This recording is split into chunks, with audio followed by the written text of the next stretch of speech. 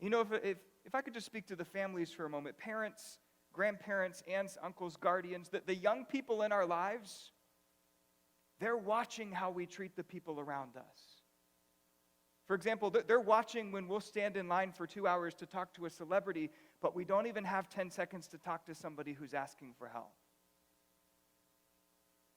I know that you remember what it was like to be a kid, especially to be a teenager and to live in the comparative world where you were always self-conscious or worried about, am I pretty enough?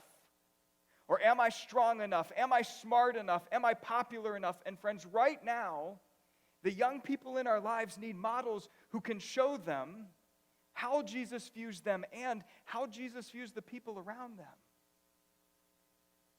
And you know what? On top of that, perhaps one of the greatest gifts that we can give to the young people in our lives is to show them that although we are their parents, although we are their grandparents and aunts and uncles and guardians, at the very same time, we are sinners just like them. Earlier this year, our 4-year-old daughter Abigail, when she was 3, she did something really bad. And in response, I didn't just react, I overreact. In other words, I got really upset. And a few minutes after the incident, I realized that I had done wrong. And so I went to her and I said, hey, Abigail, I know that you did something wrong, but I wanted to let you know that Daddy did something wrong too. I yelled at you, and I shouldn't have yelled at you. In fact, I tell you not to yell at other people, and so Daddy has to follow the same rules.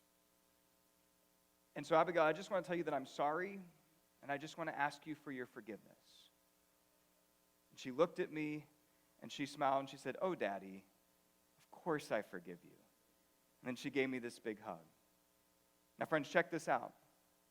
3 or 4 months after this, we're hanging out with my in-laws, and randomly, out of the blue, she says, hey, Gigi, Papi, one time Daddy yelled at me, and he apologized, and he said he was sorry, and I forgave him.